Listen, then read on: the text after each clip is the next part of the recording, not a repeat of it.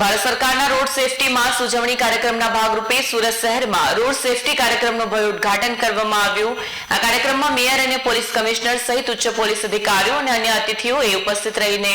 Road સુરક્ષાનો સંકલ્પ લીધો। ભારત સરકારના રોડ સેફટી માસ ઉજવણી કાર્યક્રમના ભાગરૂપે સુરત શહેરમાં રોડ સેફટી કાર્યક્રમનું ભવ્ય ઉદ્ઘાટન કરવામાં આવ્યું। કાર્યક્રમના મુખ્ય આકર્ષણમાં શાળાના બાળકો દ્વારા રજૂ કરવામાં આવેલી ટ્રાફિક જાગૃતિ વિષયક નાટ્યકથા અને કલાત્મક કૃતિઓ રજૂ કરી બાળકોને ટ્રાફિક સંકેતો, હેલ્મેટની અનિવાર્યતા, સીટ બેલ્ટના ઉપયોગ અને ડ્રાઇવિંગ દરમિયાન મોબાઈલ ફોનના દુરુપયોગ જેવા મહત્વના વિષયો પર સુંદર અને સરળ પ્રસ્તુતિ આપી જાગૃતિનો સંદેશ આપ્યો। બાળ કલાકારોના પ્રયત્નોનું સન્માન કરતા તેમને પ્રોત્સાહન રૂપે શિષ્યવૃત્તિ અને પ્રમાણપત્રો આપવામાં આવ્યા। પોલીસ કમિશનર અપુમસિંહ ગેહલોતે શહેરીજનોને સંબોધન કર્યું કે રોડ સુરક્ષા એ ફક્ત પોલીસનું જ નથી કામ, તે દરેક નાગરિકની જવાબદારી છે। નાના બાળકોએ આજે જે સરળ અને સરસ રીતે આ સંદેશ પહોંચાડ્યો છે તે આપણા સમાજ માટે પ્રેરણાદાયી છે। ચાલો આપણે બધા ટ્રાફિકના નિયમોનું પાલન કરીને સુરતને સુરક્ષિત અને ડિસિપ્લિન્ડ શહેર બનાવવામાં યોગદાન આપીએ। વાત જ્યારે આવી ત્યારે ગેહલોતજી એચએમ સાહેબને બેઠા હતા, ત્યારે વરાછા રોડની વાત આવી કે ઊભા રહેશે બધા ભાઈઓ, તો ત્યારે મને અંદરથી વિશ્વાસ નહોતો કે ઊભા રહેશે, પણ આજે મને ગર્વ સાથે એમ થઈ કે વરાછામાં પણ પબ્લિક ઊભી રહી છે। ઇન બિટવીન જ્યારે ઇમ્પ્લિમેશન થયું એ દિવસે સુરતને રિપ્રેઝેન્ટ કરવા ઓક્સફોર્ડ યુનિવર્સિટીમાં હું હતો અને 2-3 દિવસ જ થયા હતા અને ગેહલોતજીનો ફોન આવ્યો કે 44 જેટલા સર્કલને રીડિઝાઇન કરવી પડશે, પણ એમનો ફોન આવ્યો અને મેં ત્યાંથી જ ઇન્સ્ટ્રક્શન આપ્યું હતું અને તાત્કાલિક 1 મહિનાની અંદર બધી ડિઝાઇન રીડિઝાઇન કરી અને સુરત શહેરની જનતાએ જે વિચાર નહોતો કર્યો, કોઈથી વિચાર આપને આવે જ નહીં કે આ મોજીલા સુરતીઓ સિગ્નલ પર ઊભા રહેશે, ગેહલોતજીઓ અમને વિશ્વાસ જ નહોતો, પણ આજે મને ગર્વ સાથે કહેવું પડે કે હમણાં જ નાગપુરના એક કાર્યક્રમમાં નીતિન ગડકરીએ કીધું કે ડિસિપ્લિનમાં 80 લાખની જનતા કઈ રીતે ઊભી રહી એ સુરત જઈને શીખી લો, તેમના કમિશનર મેયરને કીધું। એટલે સુરત અત્યારે મને બીજી પણ એક વાત કહેતા આવે છે કે જ્યારે ઈ વ્હીકલની શરૂઆત થઈ, અહીંયા એચએમ પટેલ બેઠા છે, ત્યારે અમે ડેડિકેટ ઈ વ્હીકલ પોલિસી આખા દેશમાં પહેલી લોન્ચ કરી કે એમાં ટેક્સમાં રાહત આપશું। અમને 5 વર્ષે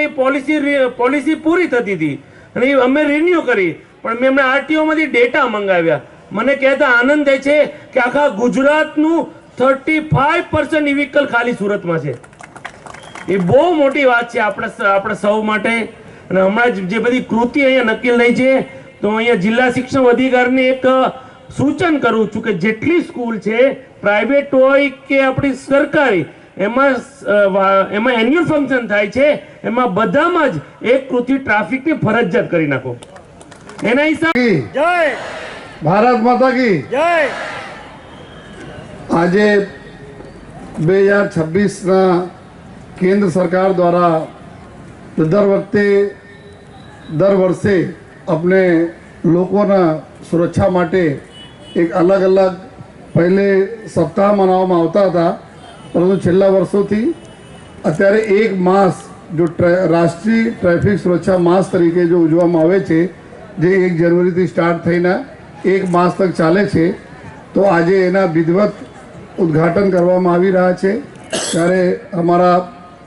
ઉદ્ઘાટક માનનીય મેયર શ્રી જે સુરતના સદૈવ આગળ વધારવા માટે, અને આપ જેટલા બધા આપ જોઈ શકો છો, જેટલા બી અમે લોકો અહીંયા કામગીરી કરી શકીએ છીએ ટ્રાફિક પોલીસ, આમાં જો એસએમસીના ખૂબ જ સહયોગ રહે છે અને એના લીધે આજે આપણા સુરત જો એક સારા ટ્રાફિક ડિસિપ્લિનમાં આગળ વધી રહ્યા છે। અને આજે અમારા સાથી જો ડિપાર્ટમેન્ટ અમે લોકો સાથે મળીને કરીએ છીએ એવા આરટીઓ શ્રી પટેલ સાહેબ અને ડીઓ જો અમારા બાળકોના અમારા જેટલા બી અભિગમ હોય છે બાળકો તક પહોંચાડવા માટે ખૂબ જ સહકાર આપતા રહે છે એવા ડીઓ ભાગીરથજી, અને અમારા સાથે જો એક એવા લોકો સંકળાયેલા છે જો સતત સુરતના ખૂબસૂરત બનાવવા માટે વર્ષોથી મહેનત કરતા રહે છે, એવા અમારા ટ્રાફિક એજ્યુકેશન ટ્રસ્ટના પ્રમુખ શ્રી આપણા લાલજીભાઈ, અમારા સેક્રેટરી શ્રી અશોકભાઈ અને અમારા તમામ સાથી અધિકારી મિત્રો અને